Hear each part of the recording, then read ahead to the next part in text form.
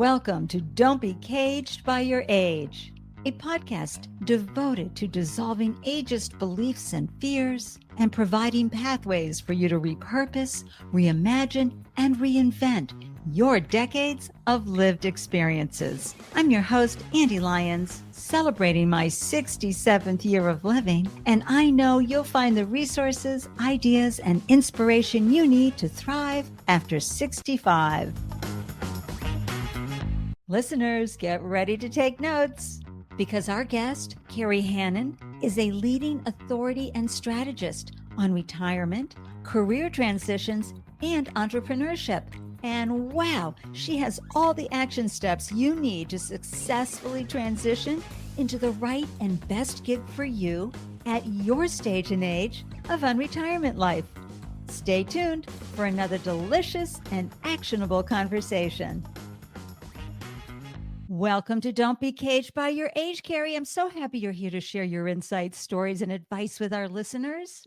Well, I'm delighted to be here. Thanks for the invitation. So much fun. Oh, it is. And what is your age and where are you from, Kerry? I am 63 years old and I live in Washington, D.C. Woo, beautiful part of the world. And folks, we're recording March 21st, and you know DC is looking gorgeous right now with everything blooming, right, Kerry? Oh, it is just a party in a yard. It is absolutely beautiful here. So, Kerry, you have been impacting the world in so many positive ways for decades. You're a best-selling author, national keynote speaker, workplace futurist, and a tireless advocate for helping women manage their wealth and build confidence for financial security. In fact, you're a senior columnist for Yahoo Finance, and you testified before the Senate Special Committee on Aging at its hearing, Work in Retirement, Career Reinventions, and the New Retirement Workspace. Listeners, you can tell I am jazzed up. We are going to learn so much from Kerry about how to dissolve those internalized ageist beliefs and have an amazing, amazing work and life experience. But before we get started and mine all the gems from your expertise on the unretirement years, can you share a few fun or surprising or wild stories from your career and life just to give us a flavor of where you've been and who you are and how it led you to where you are today? Well, that's a good one. There's so many. When we navigate these amazing journeys that we call our careers, there's so many twists and turns, and it's just exciting. I mean, I love the fact that throughout my career, I've always just been open to invitations, open to trying new ways of doing things. And just one story I would highlight for you that kind of illustrates a real turning point for me was I was working at USA Today, and I was a columnist for them covering taxes and retirement. And I was miserable. I mean, it just wasn't a good fit for me. And I liked what I was writing, but it took me years to realize that I didn't like working in a newsroom where there were a lot of people. And I think I'll put it down to issues with anxiety. But at the time, I just thought I didn't like the job. But in reality, it was me, not the job. But, but just about that time where I asked my dad, he said, "How are you doing?" And I said, "I'm really not doing great. I'm really unhappy." And he said, "Well, quit." And I said, "Well, really?" And so when your father, here I was 40 something years old at that point, and I had asked my dad permission to quit. But I went back. I'd been visiting with mom and dad down in Siesta Key, Florida. And I went back to DC and I quit. Just at that time, one of my very best friends from childhood, it was super photographer, and she was doing a coffee table book about Navajo weaving. And she said, "Oh, Kerry, the writer for this book just wigged out, and I told them you could do it." And I said, "Well, really? Okay." So she and I got on an airplane and we hung out at the reservation at the Four Corners, where Colorado and Utah and Arizona and all come together. Yeah. I wrote profiles of these weavers because it's their craft and their job, and they're no longer passing it down to the younger generation in the same way because the younger generation was moving off the reservation. So here's the quick story. The woman just changed the way I looked at the world. There was a woman named Mary who was early 80s who I went to her Hogan, which was about 45 minutes down a dirt road. No running water, no electricity. Yeah. And I'm like, oh my gosh, in America. And she raised her family there. And I'm telling you, her loom took up almost the entire thing. But the thing about Mary is she was pure joy. And I had to interview her through a translator, and because she only spoke Navajo. And she said, "You ask questions nobody thinks about." And I realized I took all my East Coast sensibilities, stripped those out. I looked around me, and where Mary lived was just stunningly beautiful. It was so amazingly beautiful. And Mary's work was monumental, absolutely blew your mind. And I saw the pure joy in her, and I realized that's what it's all about.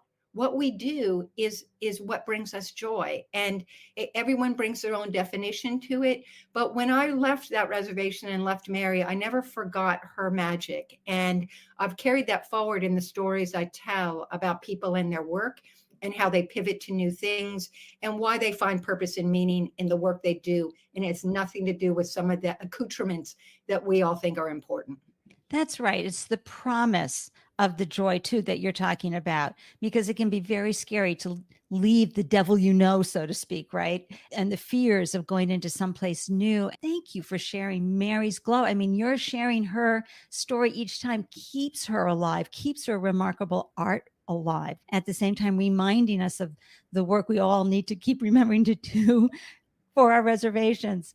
Also, can I just say, Dad? I mean, when you think about your father coming from the generation of the Depression, of World War II, where having a job to protect and help your family was paramount, you would never tell your child to quit. How wonderful was he to give you permission to quit? My dad was the best. And he always said, maybe it's an oft told thing these days, but to me as a young woman, he was always like, you got a dream to get there. And he always reminded me to just hold on to my dreams and go for it. And he never, ever told me that that wasn't a possibility. So, anybody listening, tell your children, grandchildren, keep dreaming. That is such an important thing, especially for reinventing this time of our lives. As a multi published author and seasoned national speaker, Kerry, when did you begin speaking about ageism and the future of retirement? Because I can see you took this passion, joy, and your ability to ask great questions and probably repackaged it and repurposed it into your work going forward. But when did this talking about what work in the future looks like started bubbling up for you? Yeah, a number of years ago, I wrote a book called What's Next? Follow Your Passion and Find Your Dream Job. And that book came out of a series of columns I wrote for US News and World Report. It's a magazine at that point, a print magazine that I worked on in-house. I was there for 5 years. And when I left, and then after USA Today, when I started my own business in my early 40s, I kept them as a client. And for 3.5 years, I traveled around the United States profiling people, mostly baby boomers, but a little bit of an age swing there, but people who had done something for 20 or 30 years and shifted to do something completely different. And this was the first time I really got an education in the kinds of things that people were doing to pivot, to repurpose, to their talents into an area that really motivated them and gave meaning to their lives. It was incredible. I mean, I got to say, Andy, I didn't necessarily want to do all the things they did, but I was so inspired by the confidence, the moxie, the vision that these individuals had, that I took all these profiles and I massaged them and worked them into a book, What's Next? And so when that book launched, I really talked to so many experts and career experts and became one myself, looking at what does it take to make these kind of transitions? What's behind the transition? What do we need to do to prepare to do this? And I could see the growing age span. And I also saw very clearly then that many people weren't going to be prepared financially for retirement, particularly baby boomers, that with living longer lives, there just weren't enough savings and people were going to need to continue to work, but trying to find ways to make it work for them as well. So I must say that was about when it all kicked off. It maybe was about, close to 20 years ago now, probably, when that all kicked off. And I haven't stopped. I mean, pedal to the metal since AARP got excited about that book. They hired me to be their work and jobs expert and write columns for them about great jobs for people over 50. I turned that into a book. And so on we go. So that's kind of been my sweet spot. Oh my gosh. And folks, be sure to visit Kerry's website. It's very easy. Kerry Hannon, Hannon, and that's Kerry, Kerry, kerryhannon.com. She has all her books, all her columns, how to listen to her, watch her, everything. It's pure deliciousness. And it really addresses, I think, the biggest challenge, Kerry, is finding that bridge. So you can talk about, wow, I've got these decades of lived experience. How do I repurpose them? How can I start doing something that I love? I mean, one of my favorite stories was a guy who had been in insurance for decades. He left, retired, started gardening, and then he started really noticing all the bees. He's like, wow, I really like bees and pollinators. So he got some hives and he's like, what am I going to do with all this honey? And then he had a honey business. So that was kind of random flowing. But other people really need a bridge. They need something to help them start on that pathway to get to a place where they can dissolve those fears, those internalized beliefs and limitations and blocks we put on ourselves. I'm too old. I'm not talented. I can't be doing that. You know, I can't understand technology. I'm of the certain age that it doesn't make sense to me. What did you see as a common thread with folks that gave them that ability to cross that bridge, to find the pathway and take that step by step by step process? Yeah, that's the fundamental question, isn't it? And I must say, I have to add before I start, I love the word delicious. I'm so glad you used that. Here's the thing, I did. The people that over this course of my time interviewed thousands, I think, at this point. And truthfully, the types of pivots they made are different. Their time frames were different, their success rate. But I always, when I write about people, I tend to focus on those who succeed because I think we learn from success. And there were clearly a spine of things that each person did. And the first thing is no rash moves. I mean, they didn't just jump into something, right? They really took their time and they did what I call an inner MRI. They did what is it that I want to do right now? What are my skills that I have? Which skills do I actually like using? And kind of going through, just kind of pulling the layers back and taking that look at themselves. Sometimes they worked with a career coach to help them see some of the things inside them that they took for granted that they could highlight, but they really went slow.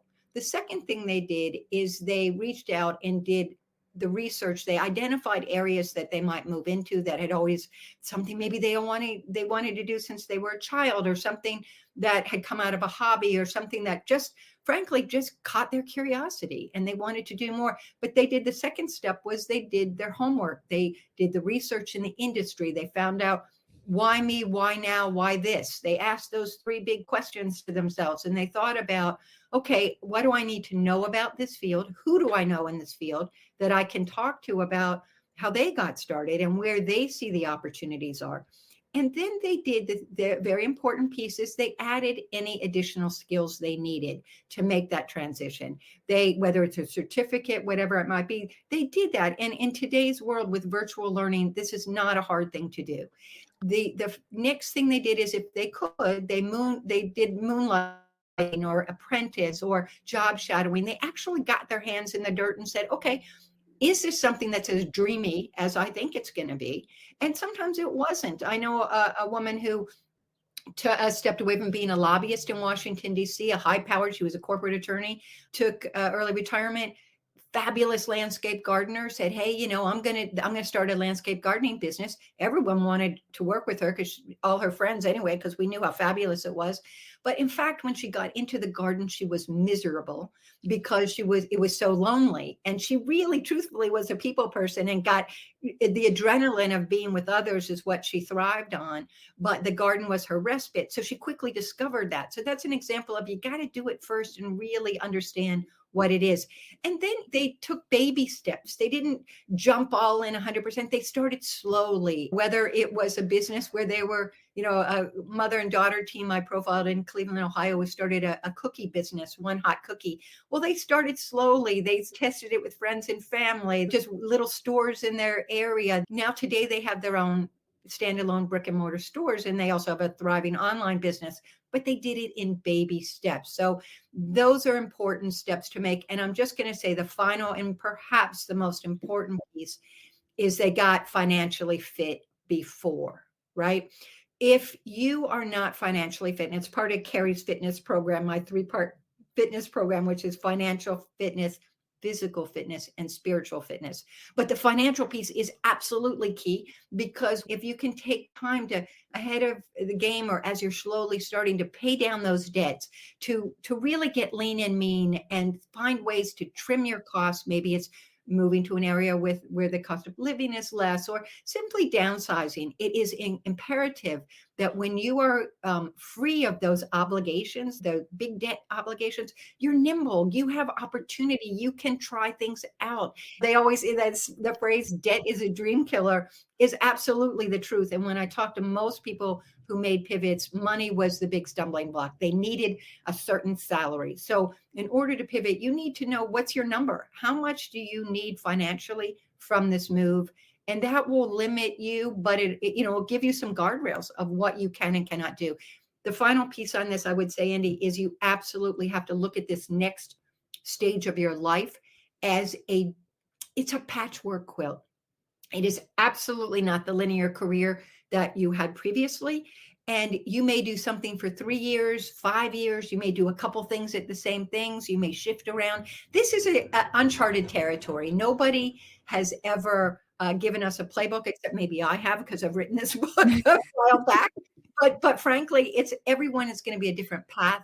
But you need to give yourself that permission to try new things, to experiment, to say yes, and realize nothing is forever. And so I think we get caught in, I'm going to make this move, and then here I am. No, you're not. When I went back to that What's Next book to redo it in a paperback about 3 years later, or 3 or 4 years later, a third of the people had moved on to doing other things. This is what happens in life. We shift, we move. So don't get locked in. Oh my gosh, listeners, did you get all that? You're going to have to hear that 3 or 4 times, right? To absorb all of it. There's so many takeaways there. And I think it's so important to understand that you've been indoctrinated sometimes to think that you need to stay as a member of that country club, or you need to be in that big house still because it's part of your persona in the world.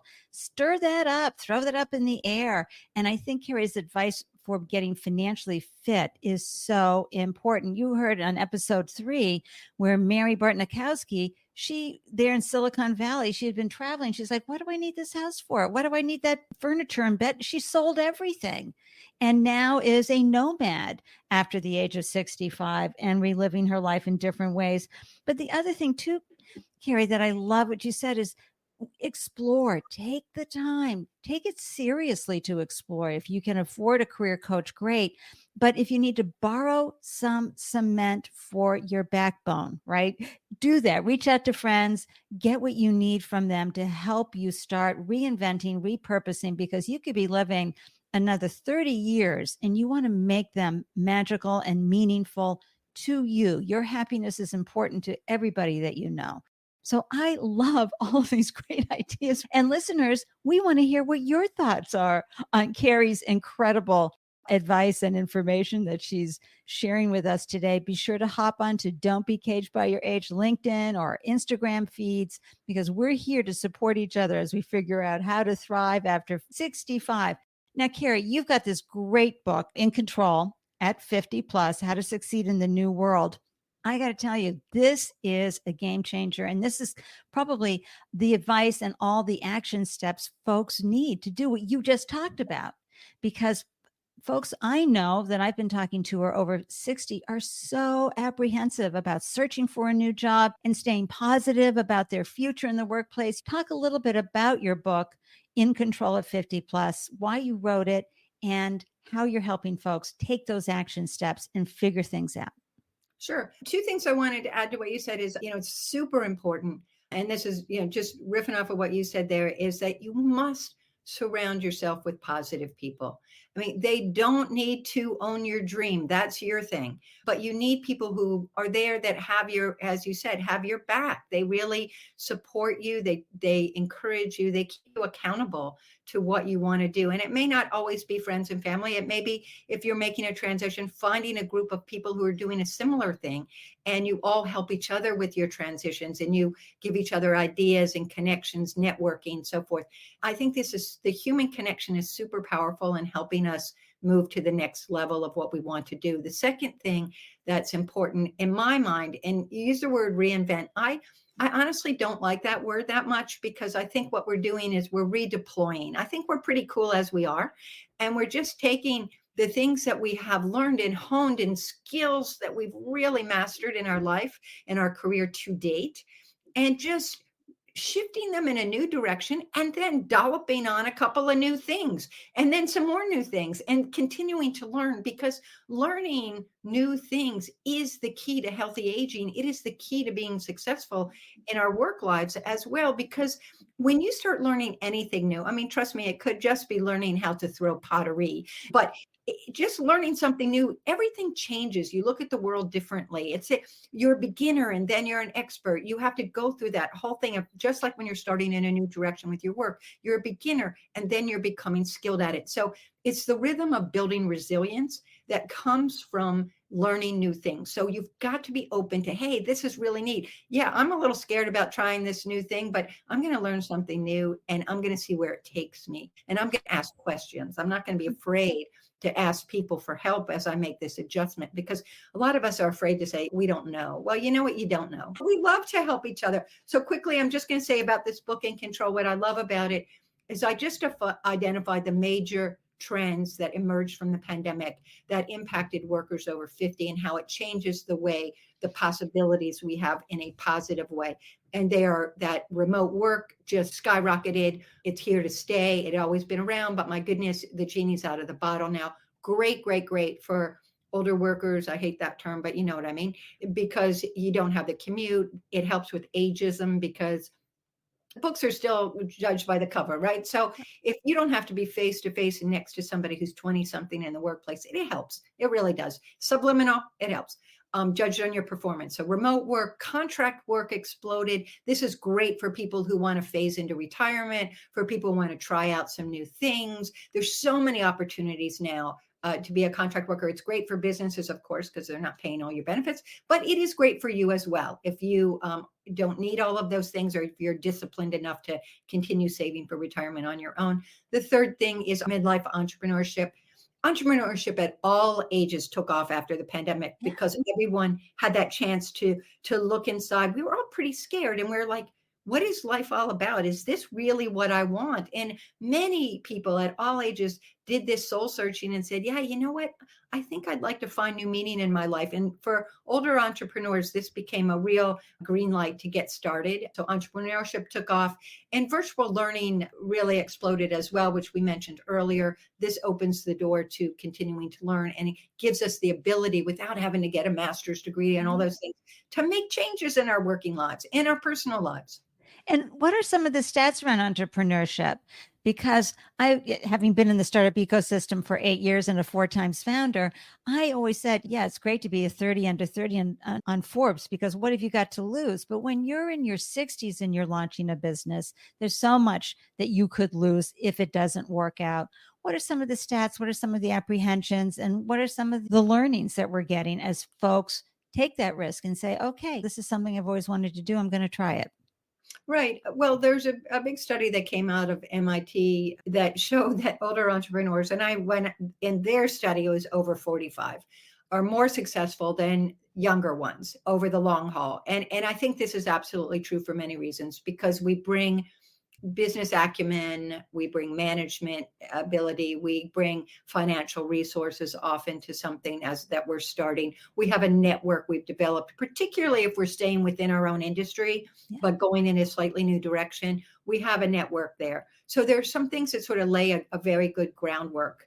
Another reason why I think it's easier, certainly, to start a business without today is you don't need the bricks and mortar. I mean, the virtual office is a reality. It's smooth. It's easy to do. You don't have to have staff.